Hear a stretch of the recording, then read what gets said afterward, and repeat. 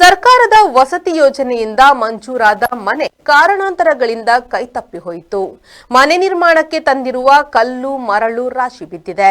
ಹೊಸ ಮನೆಯ ಕನಸಿನೊಂದಿಗೆ ಟರ್ಪಾಲು ಹಾಸಿದ ಗುಡಿಸಲಿನಲ್ಲಿ ಬಡ ಕುಟುಂಬವೊಂದು ಜೀವನ ಸಾಗಿಸುತ್ತಿದೆ. ಕಾಲೇಜು ಕಲಿಯುವ 2 ಮಕ್ಕಳು, ಅನಾರೋಗ್ಯ ಪೀಡಿತ ವೃದ್ಧ ತಂದೆ ತಾಯಿಯೊಂದಿಗೆ 5 ಮಂದಿಯ ಕುಟುಂಬ ಅಸುರಕ್ಷಿತ ಜೋಪಡಿಯಲ್ಲಿ ಭವಿಷ್ಯದ ಕನಸು ಕಾಣುತ್ತಿದೆ. ಬಂಟ್ವಾಳ ತಾಲೂಕಿನ ಬಡಗಬೆಳ್ಳೂರು ಗ್ರಾಮದ ವರಟೀಲು ಎಂಬಲ್ಲಿ ವಾಸವಾಗಿರುವ ದಲಿತ ಆದಿದ್ರಾವಿಡ ಸಮುದಾಯಕ್ಕೆ ಸೇರಿದ ಲಕ್ಷ್ಮಿಯವರ ಬದುಕಿನ ಕರುಣಾಜನಕ ಕಥೆಯಿತು. 3 ವರ್ಷಗಳ ಹಿಂದೆ ಸುರಿದ ಭಾರೀ ಗಾಳಿ ಮಳೆಗೆ ಅವರು ವಾಸವಿದ್ದ ಮುರುಕಲು ಮನೆ ಕುಸಿದು ಬಿದ್ದಿತ್ತು. ಮುಂದೇನು ಎಂದು ಯೋಚನೆಯಲ್ಲಿದ್ದಾಗ ಹೊಸ ಮನೆ ನಿರ್ಮಾಣಕ್ಕೆ ಸರ್ಕಾರದ ವಸತಿ ಯೋಜನೆಯೊಂದರಲ್ಲಿ ಅರ್ಜಿ ಸಲ್ಲಿಸಿದ್ರು. ಈ ಸಂದರ್ಭ ಮನೆ ನಿವೇಶನದಲ್ಲಿ ದೋಷ ಇದೆ ಎಂದು ಕಂಡುಬಂದ ಕಾರಣ ಕೆಲವು ದಿನಗಳ ಬಳಿಕ ಸೂಚಿತ ಪೂಜಾ ಕಾರ್ಯ ನಡೆಸಿದ್ರು. ಇನ್ನೇನು ಮನೆ ನಿರ್ಮಾಣ ಕಾರ್ಯಕ್ಕೆ ಇಳಿಯುವುದಾಗಿ ಸಂಕಲ್ಪಿಸಿ ಗುದ್ದಲಿ ಪೂಜೆ ನೆರವೇರಿಸಿ ಅನುದಾನಕ್ಕಾಗಿ ಪಂಚಾಯಿತಿಗೆ ಹೋದಾಗ ಮನೆ ನಿರ್ಮಾಣಕ್ಕೆ ಮಂಜೂರಾದ ಹಣ ವಾಪಸ್ಸಾಗಿರುವುದಾಗಿ ತಿಳಿದು ಬಂದಿದೆ. ಆ ಬಳಿಕ ಅವರ ಕುಟುಂಬ ಬಂಧುವೊಬ್ಬರು ಇಲಾಖಾ ಕಚೇರಿಯಲ್ಲಿ ಪರಿಶೀಲಿಸಿದ್ರು. ಮತ್ತೆ ಮಂಜೂರಾತಿಯಾಗುವ ಸಾಧ್ಯತೆ ಕಡಿಮೆ ಇರುವುದಾಗಿ ತಿಳಿದು ಬಂದಿದೆ. ಮನೆ ಬಿದ್ದ ಬಳಿಕ ಲಕ್ಷ್ಮಿಯವರು ಅಲ್ಲೇ ಪಕ್ಕದಲ್ಲಿ ಸ್ಥಳೀಯರ ಜಮೀನಿನಲ್ಲಿ ಟರ್ಪಾಲು ಹಾಸಿದ ಜೋಪಡಿ ನಿರ್ಮಿಸಿ ಜೀವನ ಕಳೆಯುತ್ತಿದ್ದಾರೆ. ವೃದ್ಧ ತಂದೆ ತಾಯಿ, ಕಾಲೇಜು ಕಲಿಯುವ 2 ಮಕ್ಕಳು ಸಹಿತ 5 ಮಂದಿ ಈ ಗುಡಿಸಲಲ್ಲಿ ಬದುಕು ಸಾಗಿಸುತ್ತಿದ್ದಾರೆ. ಲಕ್ಷ್ಮಿಯವರೇ ಮನೆಗೆ ದಿಕ್ಕು. ಕೂಲಿ ಕೆಲಸ ಮಾಡಿ ಬರುವ ಆದಾಯವೇ ಜೀವನಾಧಾರ. ಕುಟುಂಬ ಬಂಧುಗಳೆಲ್ಲರೂ ಬಡತನದಲ್ಲೇ ಜೀವಿಸುವುದರಿಂದ ಯಾರ ಮುಂದೆಯೂ ನೆರವು ಕೇಳುವ ಪರಿಸ್ಥಿತಿಯಲ್ಲಿಲ್ಲ.